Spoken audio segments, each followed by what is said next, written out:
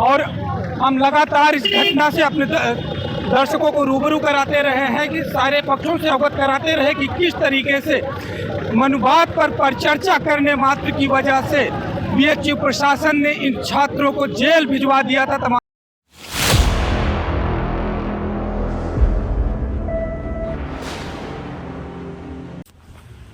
नमस्कार, आप देख रहे हैं न्याय तक। और दृश्य में दिखते हुए ये छात्र बस अभी अभी जेल से रिहा होकर के निकले। इनकलाब जिंदाबाद जिंदाबाद जिंदाबाद, इनकलाब जिंदाबाद जिंदाबाद जिंदाबाद। लड़े हैं तुमसे कदम कदम पे, लड़ेंगे तुमसे कदम कदम पे, लड़े हैं तुमसे कदम कदम पे, लड़ेंगे तुमसे कदम कदम पे। तकरीबन 15 दिन के बाद आज इन्होंने एक बार फिर से बाहर की वो दुनिया देखी है जिसमें इनकी भूमिका शिक्षार्जन की है, शिक्षा पर परिचर्चा की है। लेकिन उसी परिचर्चा का एक प्रभाव ये हुआ कि जब ये बीएचयू के कैंपस परिसर में मनुस्मृति पर परिचर्चा कर रहे थे तो यह वाराणसी बीएचयू के प्रशासन को बात बड़ी ही नागवार गुजरी। कहीं न कहीं सत्ता सापेक्षता के क्रम में उसे एक अवरोध महसूस हुआ और उसने जबरन इनकी आवाज़ बंद कराना चाहिए। जब ये आवाज़ खामोश नहीं हुई तो बीएचयू के प्रॉक्टोरियल बोर्ड ने इन्हें अपने गार्डों से प्रॉक्टोरियल बोर्ड में बंद करवा दिया और बाद में पुलिस प्रशासन को बुला करके उनके हवाले कर दिया, जहां से 26 दिसंबर को इन छात्रों को जेल में डाल दिया गया। इनका कसूर सिर्फ इतना था कि ये बात कर रहे थे डॉक्टर भीमराव अंबेडकर के संविधान के समर्थन की और विरोध कर रहे थे मनुस्मृति की।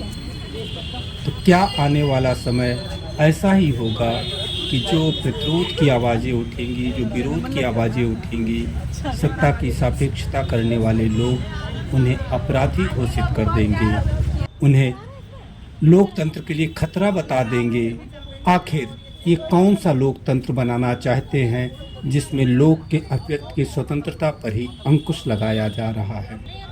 आज जब ये छात्र जेल से रिहा होकर के निकले तो कहीं न कहीं सत्ता सापेक्षता के क्रम में खड़े लोगों को लगा होगा कि मायूस होंगे, डरे होंगे, पर जब हमने इनसे बातें की तो इनका जोश, इनकी जुबान कहीं से डरी हुई नहीं लगी, कहीं से सहमी हुई नहीं लगी।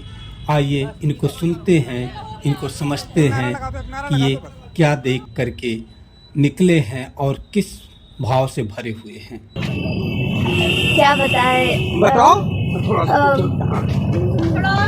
जेल में लोग बहुत अच्छे हैं और हमारे लिए जो औरतें हैं हम लोग, वो हमको लगता था कि जेल कैसा होगा, पर अब थोड़ा एक्सपीरियंस हुआ है और जो जेल में है बहुत लोग निर्दोष है, ऐसा लगता है हमें बात करके उनके साथ। और तो ये बच्चे सोचिए कि अभी भी जब जेल से निकले हैं आज 14-15 दिन के बाद, तब भी कोई नकारात्मकता नहीं है। ये वहाँ से देख के आए हैं कि जेल में कुछ लोग बहुत अच्छे हैं और बहुत सारे लोग निरपराध तौर पर भी जेल में हैं। तो व्यवस्था का खामियाजा ही देख के आई है, लेकिन कोई नकारात्मकता नहीं है। सकारात्मकता के साथ ये अच्छे लोग वहाँ भी हैं और निर्दोष लोग हैं। थैंक यू हमारे साथ बातचीत करने के लिए। और ये सिद्धि आ गई, सिद्धि का स्वागत है। तो सिद्धि, कैसा रहा, कैसी रही है लड़ाई? ये थोड़ा नया अनुभव था आपके लिए भी। हाँ बिल्कुल, ये नया अनुभव था। हम लोग को जानबूझ करके फंसा करके जेल में डाला गया। हम लोग 15 दिन जेल से अभी रह कर रिहा हुए हैं। तो कई सारे अनुभव हम लोग को मिले, किस तरह से सत्ता काम करती है जेल में, किस तरह से हर कदम कदम पे पैसा वसूली होता है नियम कानून के नाम पे, किस तरह से काम करवाया जाता है। तो कई सारे अनुभव हम लोग को मिले इस संघर्ष की लड़ाई में। बहुत शुक्रिया।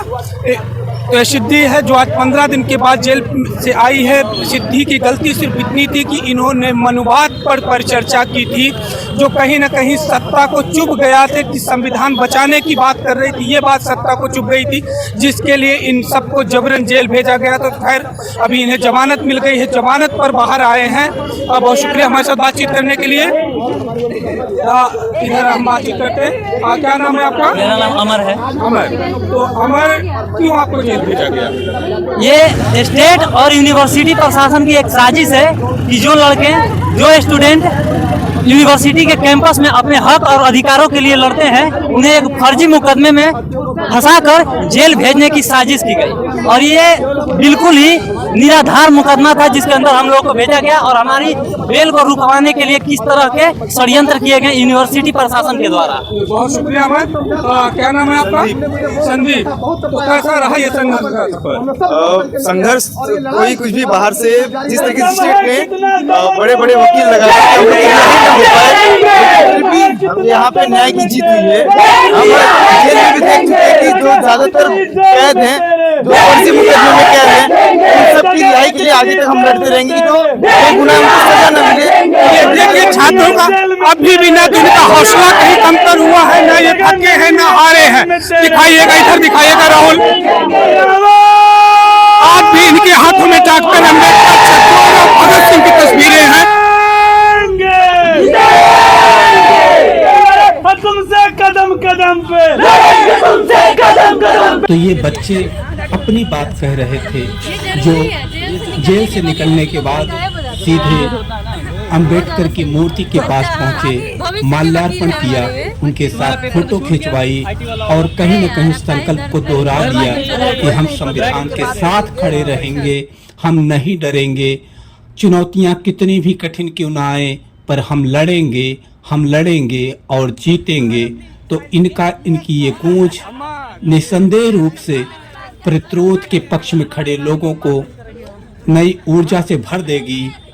इनकी ऊर्जा को वाराणसी शहर के नागरिक समाज ने भी आज बहुत सम्मानित तरीके से सैल्यूट किया, उनको माला पहनाया, मिठाइयाँ बांटी और खुशी मनाई गई। तो ये छात्र हैं जो लड़ रहे हैं हक, इंसाफ और इंसानियत के लिए। इनकी लड़ाई अभी कहाँ खत्म होगी ये तो हम नहीं बता सकते। इनको बेल मिली है, अभी इनके ऊपर तमाम मुकदमे कायम हैं। जो लड़ाई इनको अभी आगे भी लड़नी पड़ेगी। फिलहाल अभी ये ऊर्जा से भरे हुए जेल से निकले हैं, इनको न्याय तक का भी सलाम।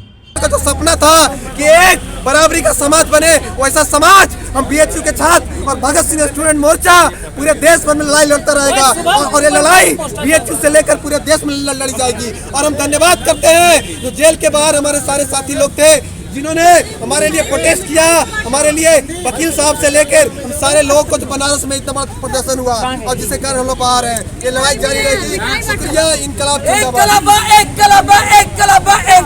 जिंदाबाद, जिंदाबाद, जिंदाबाद। सर भरोसे की तमन्ना अब हमारे दिल में है, देखना है जोर कितना बताने दे तुझे बता देंगे आसमां, हम से क्या बताएं क्या हमारे